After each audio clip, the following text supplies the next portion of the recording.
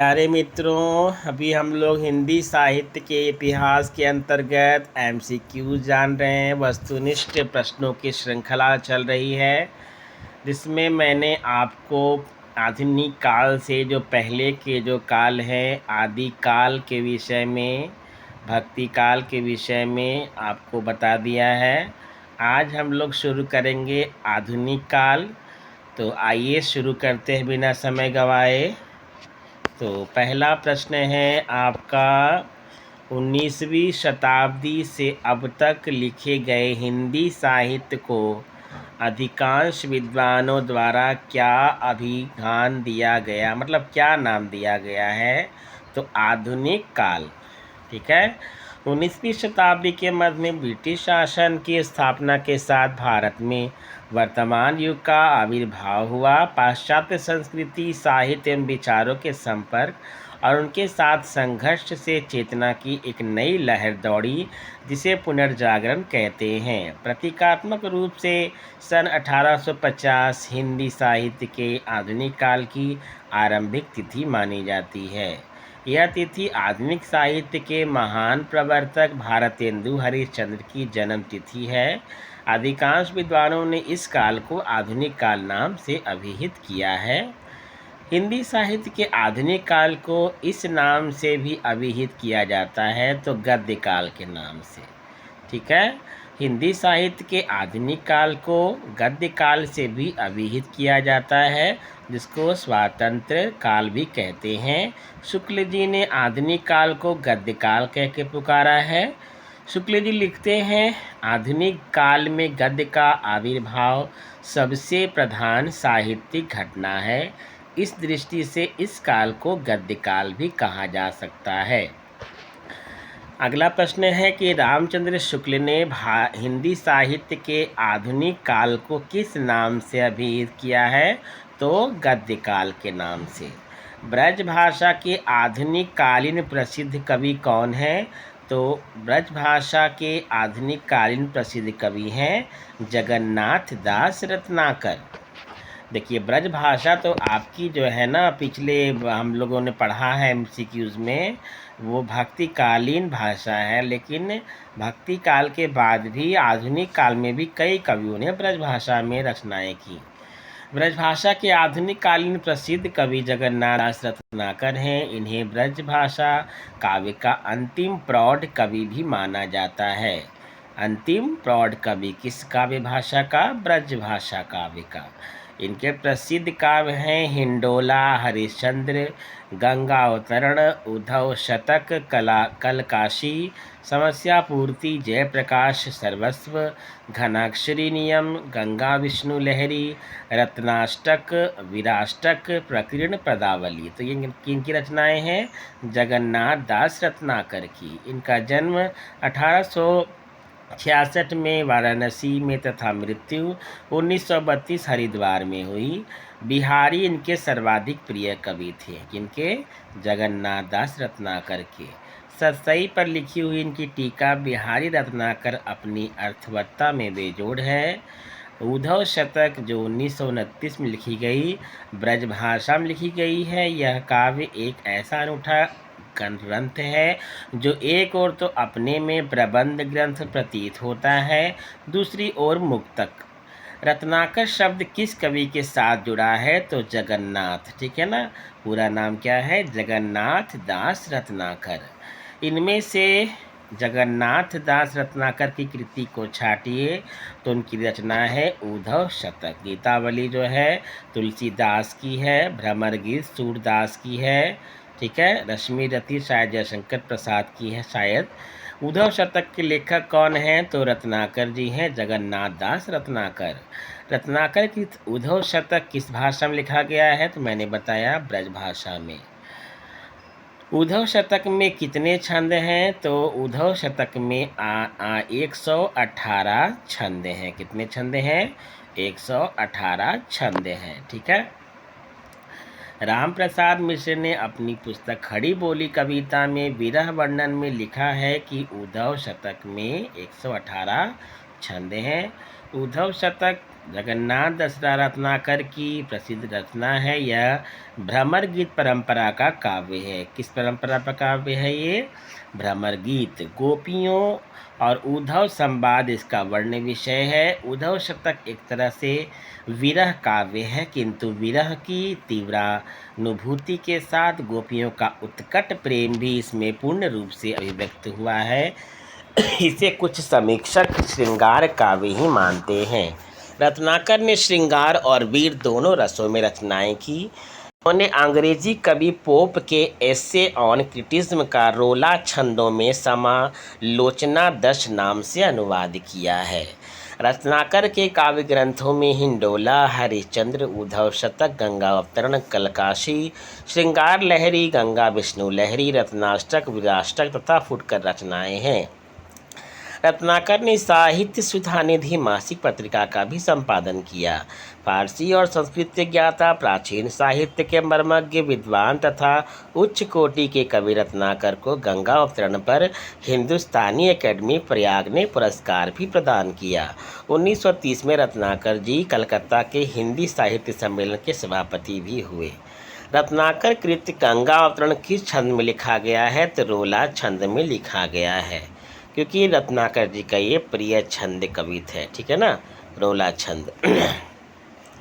उद्धव शतक की हमको लिखियो है कहाँ, हमको लिखियो है कहाँ, हमको लिखियो है कहाँ, कहन सबे लागी में पुनरुक्ति द्वारा क्या बोध है?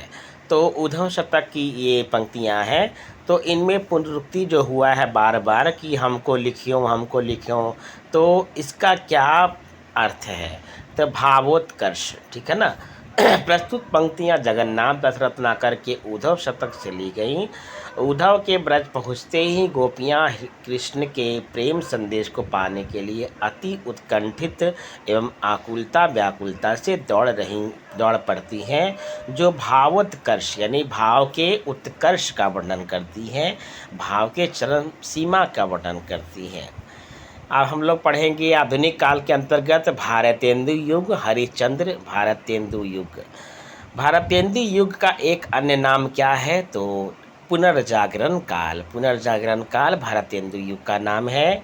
भारतेंदु युग को पुनर्जागरण काल कहते हैं। शुक्ल जी ने भारतेंदु हरिश्चंद्र 1850 से लेकर 1885 ईस्वी के रचना काल को दृष्टि में रखकर संवत 1925 से 1950 की अवधि को नई धारा अथवा प्रथम उत्थान की संज्ञा दी है, और इस काल को भारतेंदु तथा उनके सहयोगी लेखकों के कृतित्व से समृद्ध माना है।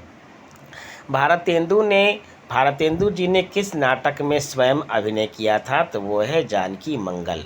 शीतला प्रसाद त्रिपाठी का जानकी मंगल, जो 1868 में नाटक अवश्य अभिनव के लिए रचा गया था, यह नाट्य गुणों से युक्त है जानकी मंगल, और इसकी भाषा परिमार्जित खड़ी बोली है। किंतु इस समय तक भारतेंदु का उदय हो चुका था और उनका विद्या सुंदर नाटक प्रकाशित हो गया था। वस्तुतः गोस्वामी तुलसीदास द्वारा प्रवर्तित रामलीला की लोकप्रियता के साथ लीला नाटकों की जो परंपरा आरंभ हुई, उसका श्रेष्ठ रूप जानकी मंगल नाटक है।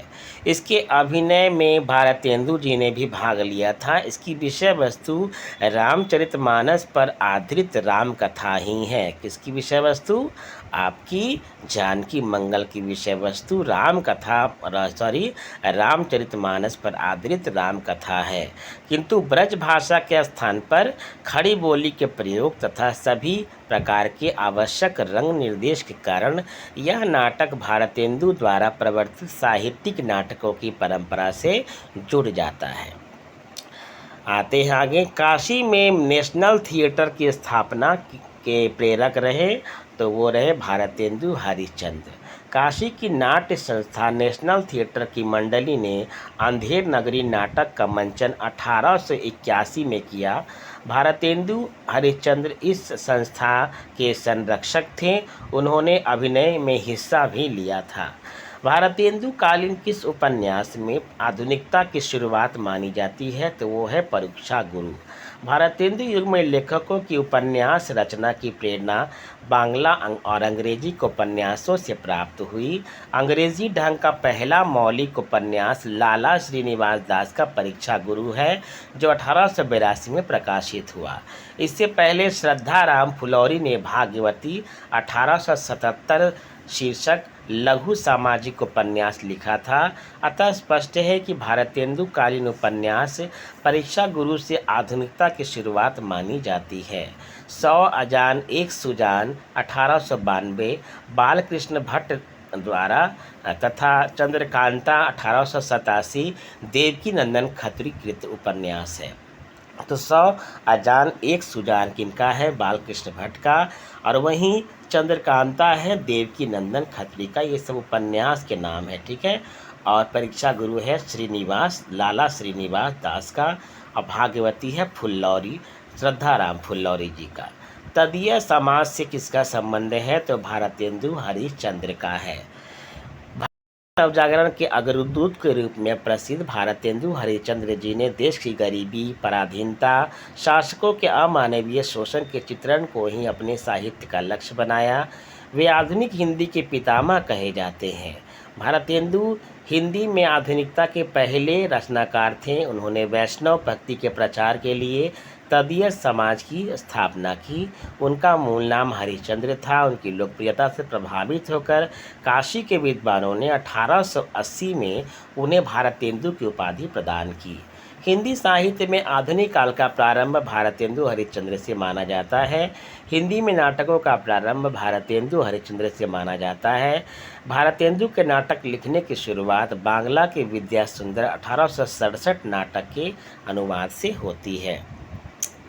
अगला प्रश्न है, उन्होंने सन 1868 में कवि वचन सुधा नामक पत्रिका निकाली। बहुत इंपॉर्टेंट है।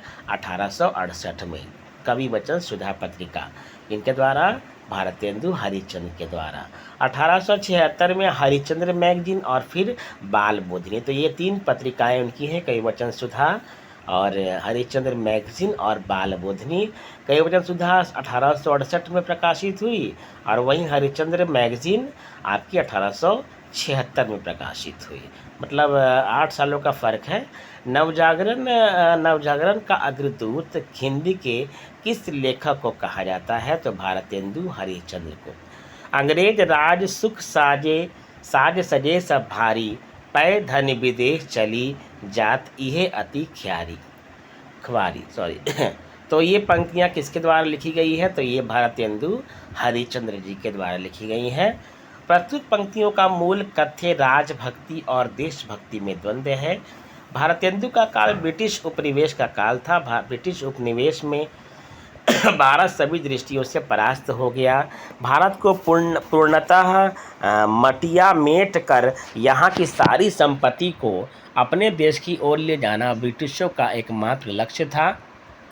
भारतेंदु भारत दुर्दशा के पहले अंक में ही यह सूचित करते हैं कि अंग्रेज राज सुख साज सजे सब भारी, पै धन विदेश चली जात इहे अति ख्वारी। आगे भी आपका है, अंग्रेज राज सुख साज सजे सब भारी, पै धन विदेश चली जात ये अति ख्वारी। इस पंक्ति का मूल कथ्य क्या है? तो इस पंक्ति का मूल कथ्य है राजभक्ति और देशभक्ति में द्वंद्व। धन्य भारत भूमि सबरतनी को उपजावनी। तो ये किनकी पंक्ति है ये? तो ये है बद्री नारायण चौधरी प्रेमघन की। धन्य भारत भूमि सब रतननी की उपजावनी। तो बद्री नारायण चौधरी प्रेमघन की ये पंक्तियां हैं। भारतेंदु युगीन कवियों में ने भारतीय इतिहास के गौरवशाली पृष्ठों की स्मृति तो अनेक बार दिखाई, पर उनकी राष्ट्रीय भावना केवल यहीं तक सीमित नहीं रही। अंग्रेजों की विचारधारा और देशभक्ति पूर्ण कविताओं से भी उन्होंने यथेष्ट प्रेरणा ली, जिसका फल यह हुआ कि क्षेत्रीयता से ऊपर उठकर वे संपूर्ण राष्ट्र की नब्ज को टटोलने लगे। बद्री नारायण चौधरी प्रेमघन की उपयुक्त काव्य पंक्तियाँ इसी तथ्य को स्पष्ट करती हैं। देश के उत्कर्ष अपकर्ष के लिए उत्तरदायी परिस्थितियों का प्रकाश कर डालकर इस युग अर्थात भारतेंदु युग के कवियों ने जनमानस में राष्ट्रीय भावना के बीज वपन का महत्वपूर्ण कार्य किया। देशभक्ति की भावना बाद में मैथिली चरणगुप्त कृत भारत भारती में लक्षित हुई। भारतेंदु की विजयनी विजय वैजंती, प्रेमघन की आनंद अरुणोदय, प्रताप नारायण मिश्र की महापर्व और नया संवत, राधा कृष्ण दास की भारत 12 मासा और विनय शीर्षक कविताएं देशभक्ति की प्रेरणा से युक्त हैं। तो भारत भारती किनकी रचना है? मैथिली चरणगुप्त की है। वहीं पर भारतेंदु की रचना कौन सी है? विजयनी विजय वैजंती और प्रेम घन, जिनका बद्री नारायण पूरा नाम है, बद्री नारायण प्रेमघन, उनकी रचना है आनंद अरुणोदय। और प्रताप नारायण मिश्र की रचना है महापर्व और नया संवत।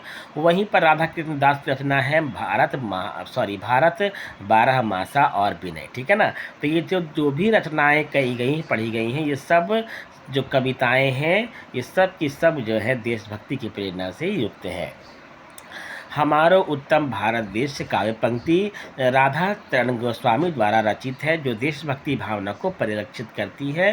प्रेमघन ने हार्दिक हर्षादर्श कविता में भारत की शासनाधिकार लेने वाली महारानी विक्टोरिया के विषय में कहा है, किस सनाथ भोली भारत की प्रजा अनाथन।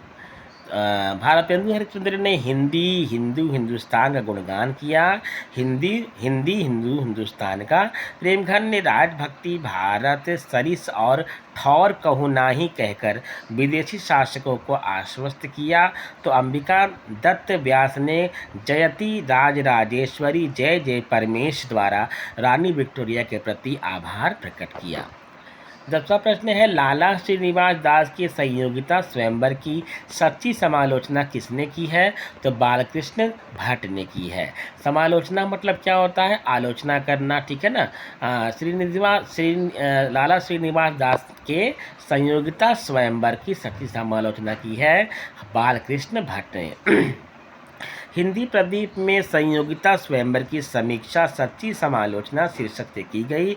इसमें बालकृष्ण भट्ट ने इस नाटक के ऐतिहासिक कहे जाने पर आपत्ति की, क्योंकि इसकी कथा वस्तु में उन्हें वस्तुनिष्ठता का अभाव प्रतीत हुआ। निबंध के आरंभ में लिखते हैं कि लाला जी, यदि बुरा ना मानिए तो एक बात आपसे पूछें, वह यह कि आप ऐतिहासिक नाटक किसको कहेंगे? क्या केवल किसी पुराने समय के ऐतिहासिक पुनरावृत्ति की छाया लेकर नाटक लिख डालने से ही वह ऐतिहासिक हो गया?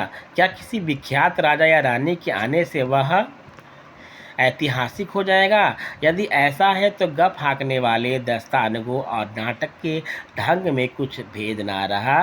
किसी समय के लोगों के हृदय की क्या दशा थी, उसके अभ्यांतरिक भाव किस पहलू पर ढुलके हुए थे, अर्थात उस समय मात्र के भाव, स्पिरिट ऑफ द टाइम्स क्या थे।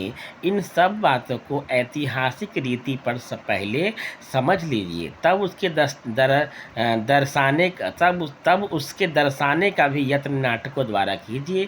तात्पर्य यह है कि संयोगिता स्वयंवर ऐतिहासिक नाम वाले पात्रों को लेकर लिखा गया एक किस्सा है, ऐतिहासिक नाटक नहीं है, क्योंकि इसमें लेखक ने अपने ऐतिहासिक बोध का परिचय नहीं दिया।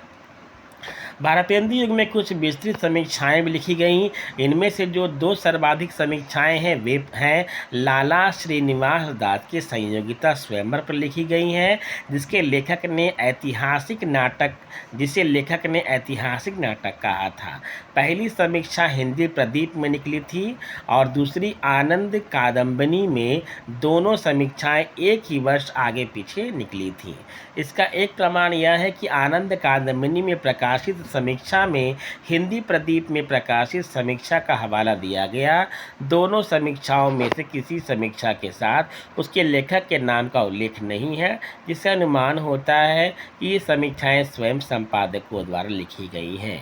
बालकृष्ण भट्ट ने पंडित किशोरीलाल गोस्वामी की कविता पुस्तक समस्या पूर्ति मंजरी की हिंदी प्रदीप में समीक्षा करते हुए लिखा है कि इसकी संपूर्ण कविताएं केवल श्रृंगार रस की ना होकर थोड़ी सी सामयिक देश भलाई के संबंध में भी होती तो सोना और सुगंधित कहा जाता। इसी प्रकार उन्होंने शंकर दीक्षित नामक एक कवि की कविता पुस्तक माधुरी विलास की समीक्षा करते हुए हिंदी प्रदीप में यह लिखा था कि देशोपकारी बातों पर यह कविता की जाती तो अधिक लाभ था। संयोगिता स्वयंवर के कथोपकथन एक और आलंकारिक हैं और दूसरी ओर पांडित्यपूर्ण। भट्ट जी ने आलंकारिकता का आक्षेप करते हुए लिखा है, केवल कृष्ण श्लेष बोलने से ही तो ऐतिहासिकता नाटक के पात्र क्या, वरन एक प्राकृतिक मनुष्य की भी पदवी हम आपके पात्रों को नहीं दे सकते। मनुष्य बल्कि मनुष्य के बदले अपने नाटकों को पात्रों के नीरस और रूखे से रूखे अर्थानंतर न्यास गढ़ने की कला कहें तो अनुचित ना होगा। आनंद कादम्बिनी के प्रकाशित समीक्षा प्रेम घन सर्वस्व द्वितीय भट्ट जी की समीक्षा से भी बड़ी थी। इसमें संयोगिता स्वयंवर की समीक्षा संयोगिता स्वयंवर नाटक के नाम से प्राप्ति स्वीकार कर समालोचना स्तर के अंतर्गत की गई थी। भारतेंदु प्रमुख कवि इस प्रकार हैं, तो कौन है? भारतेंदु हरिश्चंद्र, बद्री नारायण चौधरी, प्रेम घन पूरा नाम है इनका, ठीक है ना, प्रताप नारायण मिश्र, जगमोहन सिंह, अंबिका दत्त व्यास और राधा कृष्ण दास। तो ये भारतेंदु युग प्रमुख कवि हैं। कौन सा निबंधकार भारतेंदु युग का नहीं है? तो बताना है आपको कि कौन सा निबंधकार जो है भारतेंदु युग का नहीं है। मुझे लगता है यहाँ पर थोड़ा आगे चला गया है, सॉरी मित्रों, वो एक पेज आगे बढ़ गया था, तो क्षमा करें इसके लिए। आगे है उसी में आपको समीक्षा वाला बात कर रहे थे हम लोग, जो बद्री नारायण सॉरी ये आपका बातें हो रही थी संयोगिता स्वयंवर की, ठीक है ना। आगे बढ़ते हैं हम लोग उसी में। प्रेमघन ने हिंदी प्रदीप की समीक्षा पर अपना संतोष प्रकट करते हुए लिखा है कि नाट्य रचना के बहुतेरे दोष हिंदी प्रदीप ने अपनी सच्ची समालोचना में दिखलाए हैं, अतः उसमें हम विस्तार नहीं देते, केवल हम यहाँ अलग अलग उन दोषों को दिखलाना चाहते हैं जो कि प्रधान और विशेष हैं। रणधीर प्रेम मोहिनी लाला श्रीनिवास दास का संयोगिता स्वयंवर से पहले का नाटक है। यह नायक भट्ट जी को पसंद आया था। उन्होंने उनके अनुसार ट्रेजेडी के किस किस्म का यह पहला नाटक है जो हिंदी भाषा में रचा गया है। इसमें श्रृंगार हास्य करुण तीनों रसों का उत्तम रीति से निर्वाह देखने को मिला था। इसके साथ साथ इस नाटक में सदुपदेश भी थे और पात्रों का आदर्श एवं यथार्थ रूप भी चित्रित किया गया था। भारतेंदु के नाटक नील देवी के बारे में विषय छंद या गान को भट्ट जी ने एक उत्तेजक बतलाया है, जिसे पढ़कर कायरों का जी भी फड़क उठे। कौन सा? नील देवी, ठीक है, नील देवी। ये भारतेंदु जी का नाटक है और इसका जो है आलोचना किया था भट्ट जी ने, ठीक है ना, बालकृष्ण भट्ट ने, ठीक है। मेघदूत काव्य का खड़ी बोली में अनुवाद किया है किसने? तो राजा लक्ष्मण सिंह ने किया है मेघदूत का खड़ी बोली में अनुवाद। भारतेंदु युग के कवियों ने हिंदी और ब्रजभाषा के मौलिक रचनाओं के साथ साथ हिंदी की अनेक रचनाओं के अनुवाद भी किए। राजा लक्ष्मण सिंह द्वारा अनुदित रघुवंश और मेघदूत, दो हैं, अनुदित है, ट्रांसलेट है, रघुवंश और मेघदूत उल्लेखनीय कृतियां हैं, जिनमें भावांतरण की सरसता, शैली का लालित्य, शुद्ध ब्रजभाषा तथा सवैया छंद प्रयुक्त किया गया है। ठाकुर जगमोहन सिंह द्वारा अनुदित रचनाएं हैं ऋतु संहार और मेघदूत विशेष उल्लेखनीय है, ठीक है ना। भारतेंदु युग के कवियों ने अधिकांशतः किस भाषा में कविताएं लिखी हैं? तो वो है ब्रज भाषा में, क्योंकि आधुनिक काल में ब्रज भाषा में कविताएं लिखी जा रही थी। बद्री नारायण चौधरी प्रेमघन उर्दू में किस नाम से कविता लिखते थे? तो अब्र के नाम से, ठीक है ना। तो प्रेमघन जी उर्दू में अब्र के नाम से कविताएं लिखते थे। तो आगे बढ़ते हैं हम लोग। बद्री नारायण चौधरी प्रेमघन उर्दू में अब्र नाम से कविता लिखते थे। जीर्ण जनपद आनंद अरुणोदय हार्षिक हर्षादर्श मयंक महिमा अलौकिक लीला वर्षा बिंदु इनकी प्रसिद्ध काव्य कृतियाँ हैं। इनकी प्रेमघन जी की, जो उर्दू में अब्र के नाम से लिखते थे।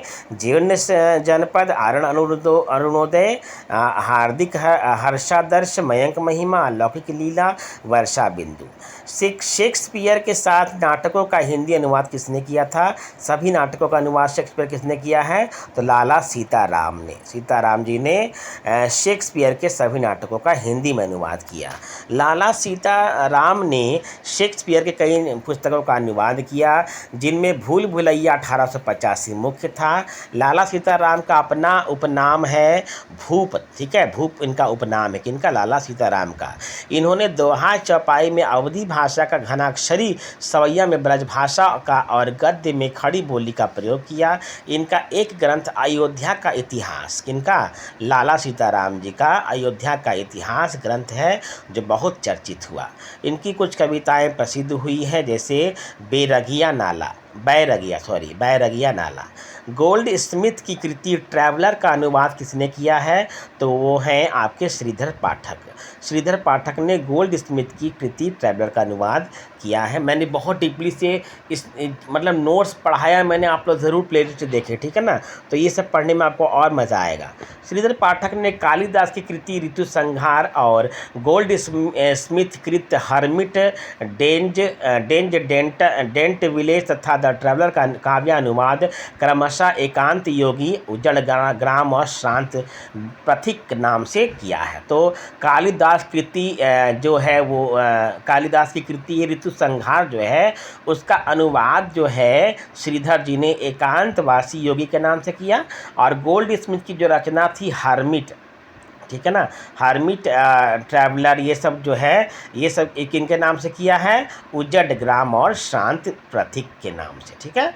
भारतेंदु का खड़ी बोली में रचित कविताओं का संग्रह किस नाम से प्रसिद्ध है, तो फूलों का गुच्छा, ठीक है ना, फूलों का गुच्छा जो है रचित कविताओं का संग्रह के नाम से प्रसिद्ध है। भारतेंदु द्वारा रचित खड़ी बोली में रचित कविताएं फूलों का गुच्छा नामक काव्य ग्रंथ में संग्रहित है। हिंदी साहित्य के इतिहास में हरिश्चंद्र को आधुनिक हिंदी का प्रणेता, पितामह व प्रवर्तक माना जाता है, ठीक है। निम्नलिखित में से भारतेंदु कवि कौन है, भारतेंदु कालीन कवि कौन है, तो भारतेंदु खुद हैं, उसके बाद प्रेमघन है, प्रताप नारायण मिश्र हैं, अंबिका दत्त व्यास हैं, ठीक है ना, नाम याद कर लें, हरिश्चंद्र जी, प्रेमघन, प्रताप नारायण मिश्र और अंबिका दत्त व्यास।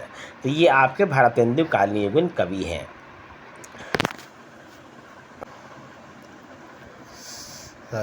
हाँ, तो भारतेंदु कालीन प्रमुख कवि इस प्रकार है, भारतेंदु हरिश्चंद्र, बद्रीनारायण चौधरी, प्रेमघन, प्रताप नारायण मिश्र, जगमोहन सिंह, अंबिका दत्त व्यास, राधा कृष्ण दास।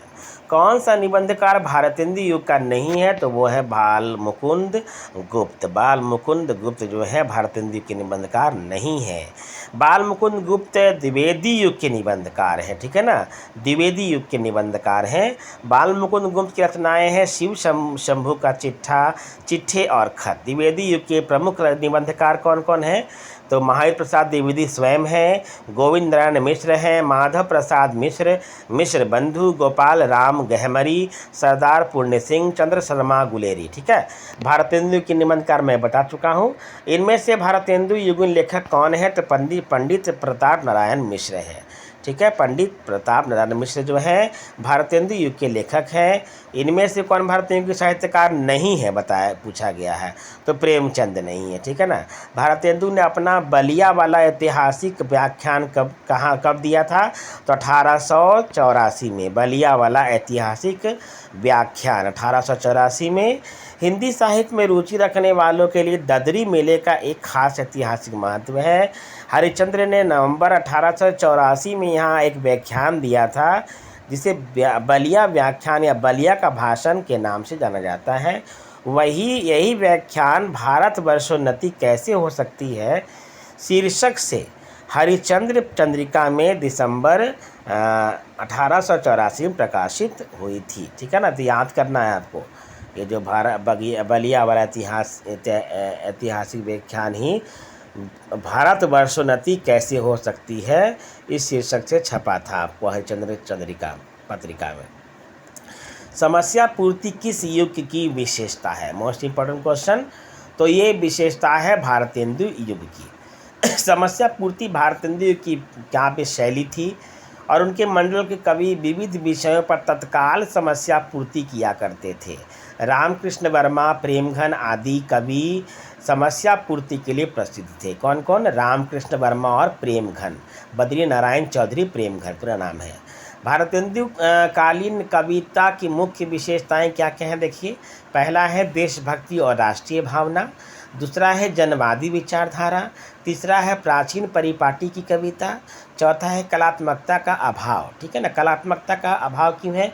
क्योंकि इसमें कला पर ध्यान नहीं दिया गया। ये पर छाया, ये प्रकृति काल के ये है गुण जो आधुनिक काल में नहीं दिखाई देते हैं। काव्य में ब्रज भाषा का प्रयोग ये इम्पोर्टेंट है। कई बार हम लोग यहाँ कंफ्यूज हो जाते हैं। हास्य व्यंग्य एवं समस्या पूर्ति तथा प्राचीन छंद का प्रयोग, तो ये मोस्ट इंपॉर्टेंट है, सब याद कर लेंगे, कई बार ऑप्शन देता है। भारतेंदु युग के नाटककार कौन है? तो लाला श्रीनिवास दास है। भारतेंदु युग के लेखकों में बालकृष्ण भट्ट, प्रताप नारायण मिश्र, राधाचरण गोस्वामी, बद्री नारायण चौधरी प्रेमघन, लाला श्रीनिवास दास, बाबू देवकीनंदन खत्री और किशोरी लाल गोस्वामी आदि उल्लेखनीय हैं। हिंदी, उर्दू, संस्कृत, फारसी, अंग्रेजी आदि भाषाओं पर समान अधिकार रखने वाले लाला श्रीनिवास दास को हिंदी में आधुनिक ढंग का पहला उपन्यास परीक्षा गुरु लिखने का गौरव प्राप्त है। उपन्यास के अतिरिक्त नाटक के क्षेत्र में भी लाला श्रीनिवास दास ने भरपूर ख्याति प्राप्त की है। श्रीनिवास जी की प्रमुख नाटक हैं प्रहलाद चरित्र किनके नाटक है? श्रीनिवास दास के। तप्ता संवरण, रणधीर प्रेम मोहिनी तथा संयोगिता स्वयंवर, बहुत इंपॉर्टेंट है, सब इंपॉर्टेंट है, इसमें कोई भी ऐसा नहीं जो फालतू हो। भारतेंदु का कौन कवि पुष्टि मार्ग में दीक्षित था, है ना? तो वो स्वयं भारतेंदु हरिश्चंद्र जी हैं। हिंदी के कृष्ण भक्त कवियों में विद्यापति, सूरदास आदि अष्टछाप कवि, रहीम, रसखान, मीराबाई, बिहारी चाचा हितहरिवंश, भारतेंदु, बाबू हरिचंद्र, जगन्नाथ दास रत्नाकर, अयोध्या सिंह उपाध्याय, हरिऔध, धर्मवीर भारती आदि के नाम अत्यंत प्रसिद्ध हैं। ठीक है ना? अतः स्पष्ट है कि प्रस्तुत विकल्प में भारतेंदु युग के कवियों में केवल और केवल भारतेंदु हरिश्चंद्र पुष्टि मार्ग में दीक्षित तथा कृष्ण भक्त थे। पुष्टि मार्ग में दीक्षित कौन थे? भारतेंदु हरिश्चंद्र। ठीक है ना? चलिए आगे बढ़ते हैं हम लोग। गद्य रचना को एक कला के रूप में ग्रहण करने वाले, कलम की कारीगरी समझने वाले लेखक कौन है? तो गद्य रचना को एक कला के रूप में ग्रहण करने वाले, कलम की कारीगरी समझने वाले लेखक कौन है? बताइए जल्दी से। तो प्यारे मित्रों, इसका उत्तर है बद्री नारायण चौधरी प्रेमघन। आचार्य शुक्ल ने अपनी पुस्तक हिंदी साहित्य का इतिहास में लिखा है कि पंडित बद्री नारायण चौधरी प्रेमघन की शैली सबसे विलक्षण थी। ठीक है, आइए गद्य रचना को एक कला के रूप में ग्रहण करने वाले, कलम की कारीगरी समझने वाले लेखक थे कौन? बद्री नारायण चौधरी प्रेमघन। और कभी कभी ऐसे पेचीदे मजमून बांधते थे कि पाठक 1-1.5 कॉलम के लंबे वाक्य में उलझ रह जाता था। ठीक है, भारत सौभाग्य प्रयाग ग्रामागमन प्रेमघन जी के प्रसिद्ध नाटक हैं। प्रेमघन ने जीर्ण जनपद नामक एक काव्य लिखा था जिसमें ग्रामीण जीवन का यथार्थवादी चित्रण है।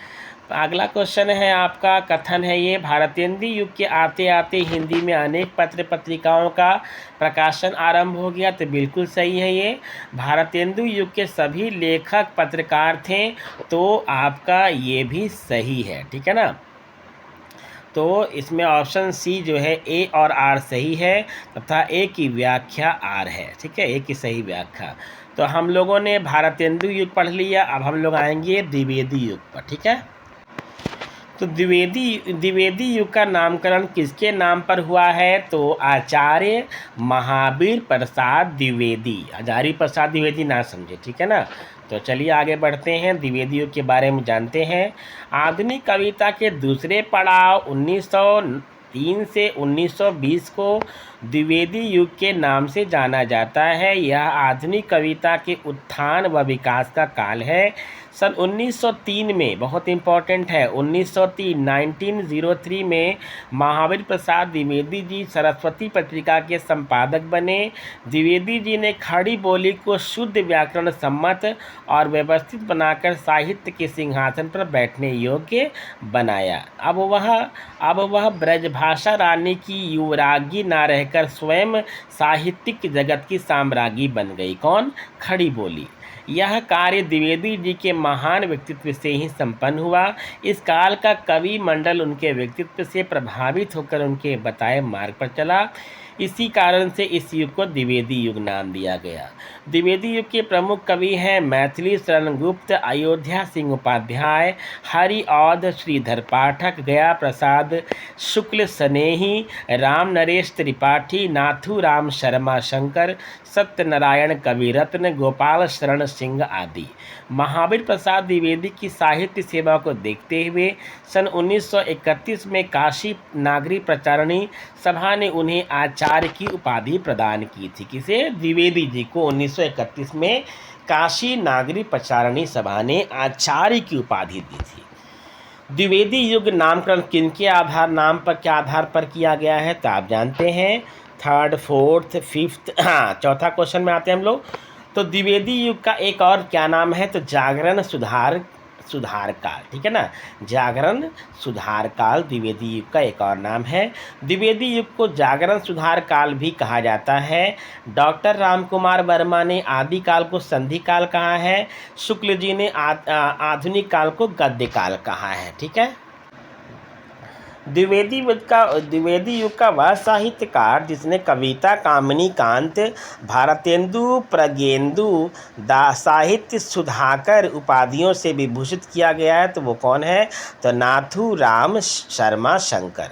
द्विवेदी युग के कवि नाथूराम शर्मा शंकर ब्रजभाषा के कवि थे, किंतु शीघ्र ही खड़ी बोली की ओर झुक गए। इन्होंने राजा रवि वर्मा के चित्रों के आधार पर कविताएं लिखी। ये समस्या पूर्ति में बड़े कुशल थे। इन्हें कविता, कामिनी कांत, भारतेंदु, प्रज्ञेंदु, साहित्य सुधाकर आदि उपाधियों से विभूषित किया गया है। अनुराग रतन, शंकर सरोज, गर्भ रंडास रहस्य तथा शंकर सर्वस्व इनके प्रमुख काव्य ग्रंथ है। कई बार ये दोनों पूछे गए हैं, गर्भरंडा रहस्य तथा शंकर सर्वस्व, जो नाथूराम शर्मा शंकर की रचनाएं हैं। ये प्रायः अतिशोक्तिपूर्ण कविता लिखते हैं। अगला है, ज्ञान राशि के संचित कोश का ही नाम साहित्य है। किसने कहा था तो महावीर प्रसाद द्विवेदी ने कहा था। आचार्य द्विवेदी के नाम पर ही द्विवेदी युग का काल बना। द्विवेदी युग का कहा जाता है काल को।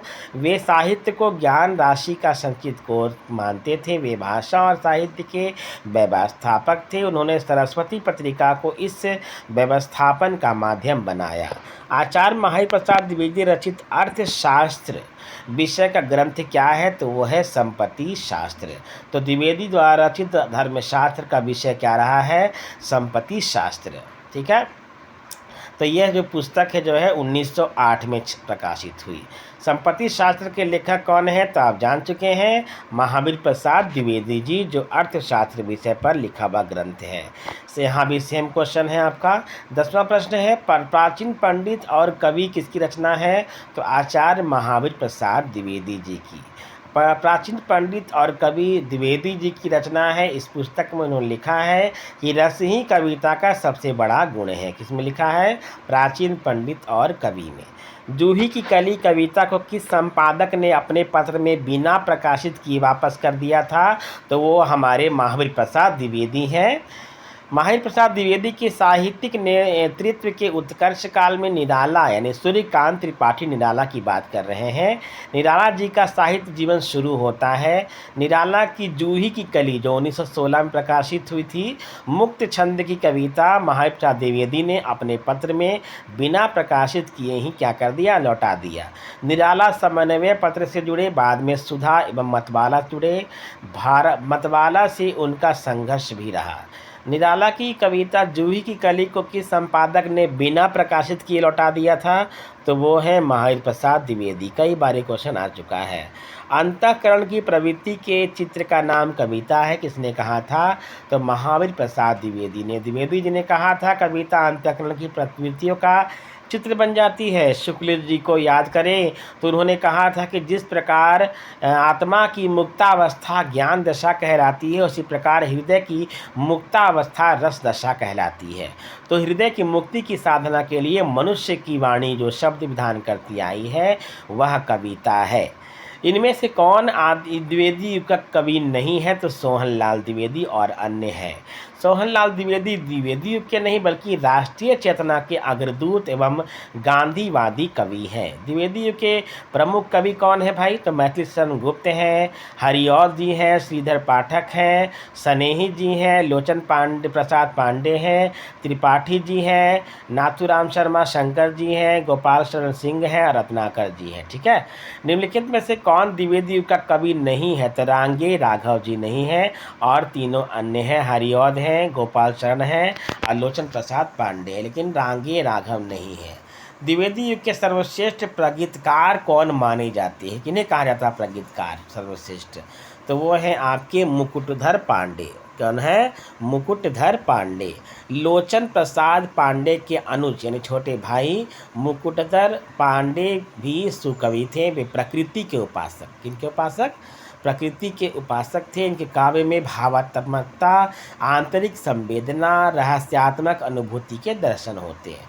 वे ये द्विवेदी युग के सर्वश्रेष्ठ प्रगतिकार हैं। कौन? मुकुटधर पांडे। ठीक है। वस्तुतः इनके काव्य में छायावाद का पूर्वाभास भी मिलता है ना। छायावाद अभी आया नहीं था ना, आधुनिक काल के बाद जो है छायावाद आता है, तो छायावाद का पूर्वाभास मिलता है कि अब छायावाद आने वाला है। पूजा फूल और कानन कुसुम इनके प्रकाशित काव्य संग्रह। किनके हैं बताइए? मुकुटधर पांडे के हैं पूजा फूल और कानन कुसुम। आगे बढ़ते हैं प्यारे मित्रों। छायावाद का पूर्वाभास किस कवि की रचनाओं में प्रकट हुआ है? तो बताया मैंने आपको, मुकुटधर पांडे। ठीक है ना। किस कवि की रचनाओं में छायावाद का पूर्वाभास संलक्षित हुआ? तो पांडे जी, मुकुटधर पांडे। खड़ी बोली हिंदी का प्रथम महाकाव्य कौन है? तो प्रिय प्रवास। अत्यंत महत्वपूर्ण प्रश्न।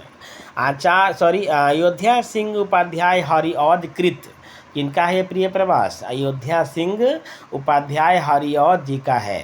हरिऔध कृत प्रिय प्रवास संस्कृत की तत्सम तथा कोमल कांत पदावली से अलंकृत एवं संस्कृत वर्णवृत्तों में लिखित हिंदी खड़ी बोली का प्रथम महाकाव्य है। इसमें 17 सर्ग हैं। इसमें श्रृंगार और करुण रस की प्रधानता है।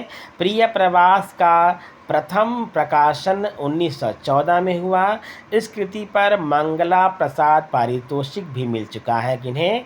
हरिऔध जी को। शुक्ल जी ने अपने हिंदी साहित्य के इतिहास में प्रिय प्रवास को महाकाव्य नहीं माना है। हरिऔध जी बहुमुखी प्रतिभा के धनी थे। गद्य और पद्य में उनका समान अधिकार था। कुल मिलाकर उन्होंने 51 रचनाएं की हैं। तो प्रिय प्रवास में 17 सर्ग हैं और इसकी जो भाषा है वो खड़ी बोली है, तो लेकिन तत्सम और कोमल कांत पदावली से अलंकृत और संस्कृत वर्णवृत्तों में भी लिखी गई खड़ी बोली का ये प्रथम महाकाव्य है, लेकिन शुक्ल जी से महाकाव्य नहीं मानते। ठीक है ना। प्रिय प्रवास राधा कृष्ण के सात्विक प्रेम पर आधारित करुण रस प्रधान एवं मार्मिक प्रबंध काव्य है। कैसा है ये?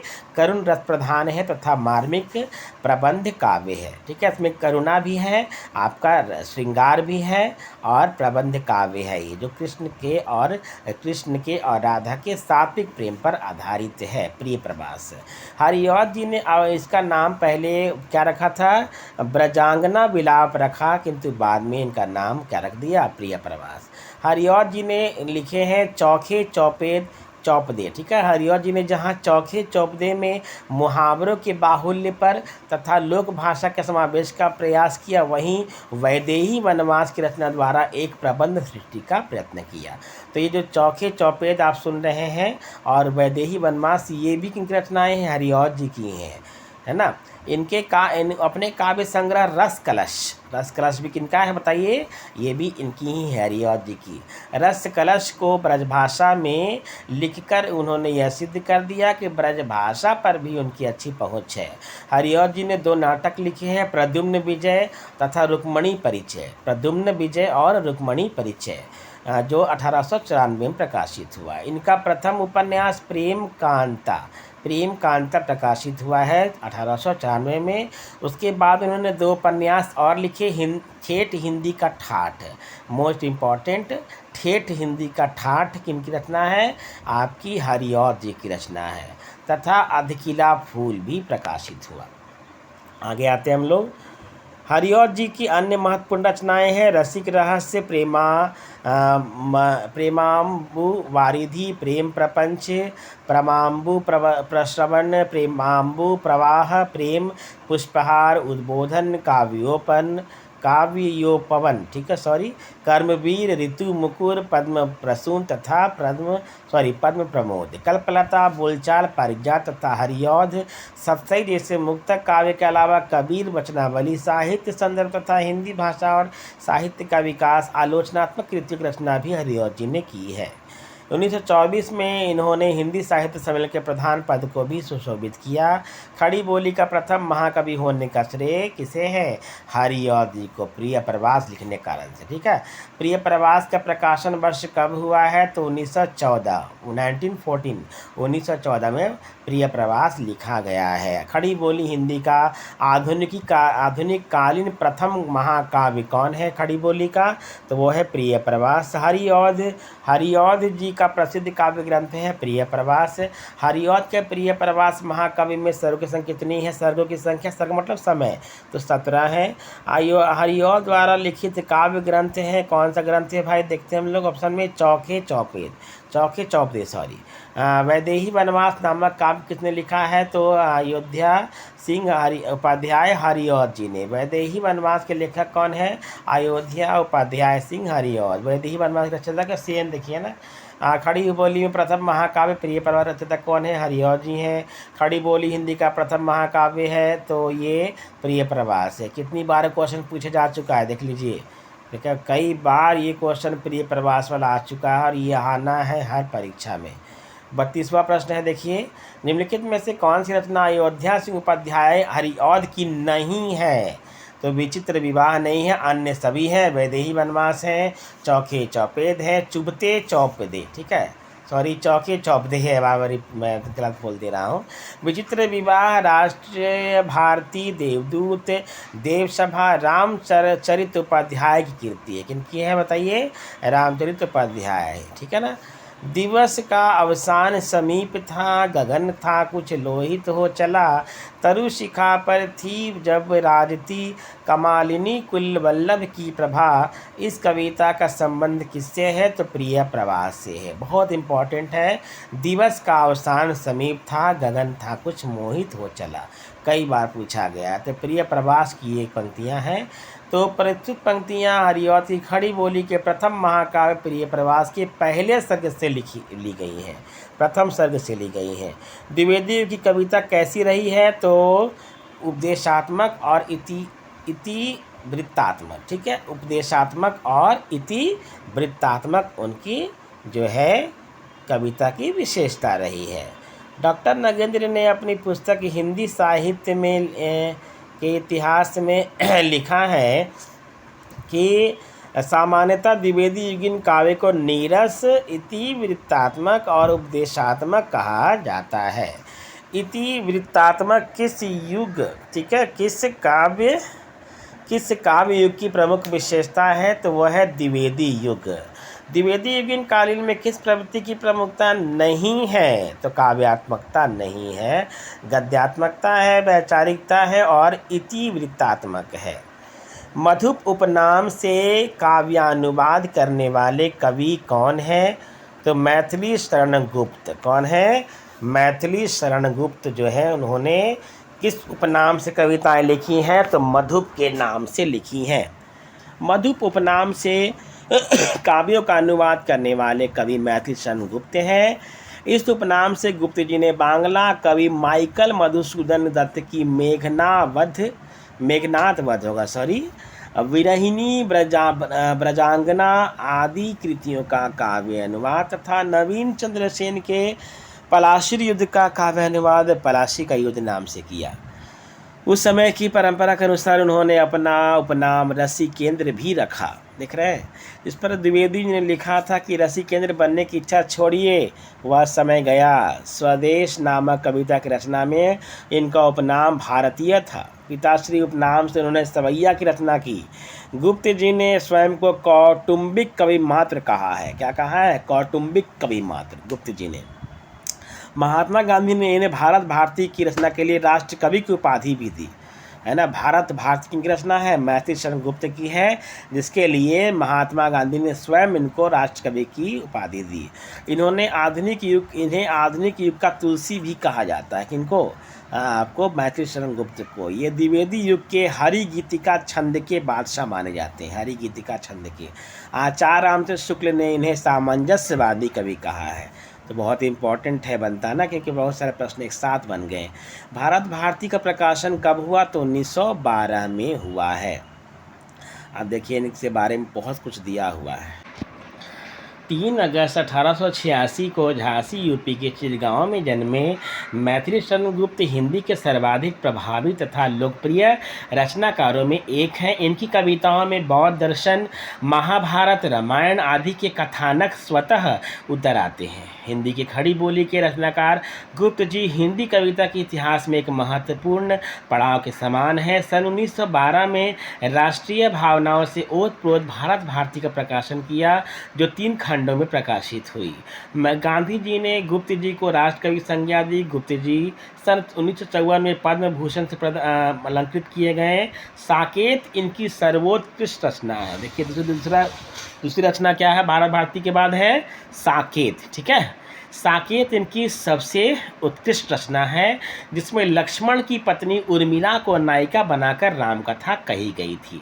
तो इसकी नायिका कौन थी? उर्मिला जी, जो लक्ष्मण की पत्नी थी। ठीक है, इनकी अन्य प्रमुख रचनाएं हैं जयद्रथ वध, विकट भट्ट, गुरुकुल, किसान, सिद्धराज, जय भारत, द्वापर, वैतालिक, कुणाल, यशोधरा, पंचवटी, हिडिंबा, अर्जन, विसर्जन, काबा और करबला। गुप्त जी द्वारा अनुदित काव्य है पलासी का युद्ध, मेघनाथ वध, वृत्त संहार। ठीक है, यशोधरा की नायिका गौतम बुद्ध की पत्नी यशोधरा जी हैं। किसान में एक सामान्य किसान के जीवन संघर्ष की कथा है। रंग में भंग राजपूत आन की कथा है। जयनी मार्क्स की पुत्री जैनी पर रचित प्रबंध काव्य है। गुप्त जी की प्रथम पुस्तक रंग में भंग का प्रकाशन 1909 में हुआ। इनकी ख्याति का मूलाधार भारत भारती 1912 है। ठीक है, अगर ये प्रसिद्ध है तो अपनी रचना किसी कारण से 1912 में रचित भारत भारती से। गुप्त जी ने तिलोत्तमा, चंद्रहास, अनघ 3 नाटक लिखे हैं और सभी प्रकार के प्रगीत और मुक्तक भी लिखे हैं। गुप्त जी प्रसिद्ध राम भक्त कवि हैं।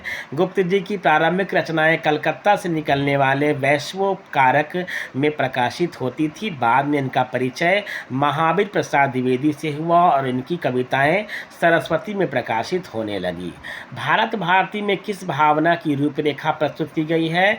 तो राष्ट्रीय भावना की। राजपूत आन की कथा किस रचना में है? रंगभंग में। और ये रचना किसकी है? मैथिली शरण गुप्त की। चिरगांव किस कवि का जन्म स्थल है? तो मैथिली शरण गुप्त का है। किसान के रचनाकार कौन है? तो मैथिली शरण गुप्त हैं। रंग में भंग नामक काव्य कृति के रचयिता कौन है? तो मैथिली शरण गुप्त हैं। मैथिली शरण गुप्त की काव्य रचना नहीं है, इसमें कौन नहीं है? तो कृष्ण क्रंदन नहीं है, कृषक क्रंदन। ठीक है, कृषक क्रंदन। तो रचना है किनकी भाई? तो देख लीजिए, पता लगाइए आप। तो और रचनाएं हैं सिद्धराज, जय भारत, हिडिंबा, ये सब गुप्त जी की रचनाएं हैं। गुप्त जी की रचना कौन सी नहीं है? तो रेणुका नहीं है, पंचवटी है, यशोधरा है और साकेत है। गुप्त जी की रचना नहीं है तो प्रेम पथिक नहीं है, भारत भारती है, जयद्रथ वध है, यशोधरा है। प्रेम पथिक जो है जयशंकर प्रसाद की रचनाएं हैं और सभी गुप्त जी की हैं। गुप्त जी द्वारा रचित जयद्रथ वध का क्या है? तो खंड काव्य है। ठीक है, गुप्त द्वारा रचित जयद्रथ वध का प्रकाशन 1910 में हुआ। गुप्त की प्रारंभिक रचनाओं में भारत भारती को छोड़कर जयद्रथ वध की प्रसिद्धि सर्वाधिक रही। हरि गीतिका छंद में रचित यह एक खंड काव्य है। साकेत महाकाव्य का सर्वाधिक मार्मिक सर्ग कौन सा है? तो नवम सर्ग है। ठीक है ना, नवम सर्ग जो रचित किनके द्वारा है? गुप्त जी के द्वारा। मैथिली शरण गुप्त कृत साकेत महाकाव्य का नवम सर्ग सर्वाधिक मार्मिक है। साकेत में 12 सर्ग हैं, जिसका रचना काल है 1916 से 1932। साकेत की संपूर्ण कथा का केंद्र बिंदु उर्मिला है। आरंभ में इसका नाम उर्मिला उत्ताप रखा गया, उर्मिला काव्य खंड रखा गया, क्योंकि महाकवि रविन्द्रनाथ ने बांग्ला भाषा में लिखे गए अपने निबंध काव्येतर उपेक्षिता में राम कथा में अव्यक्त वेदना देवी उर्मिला के प्रति भारतीय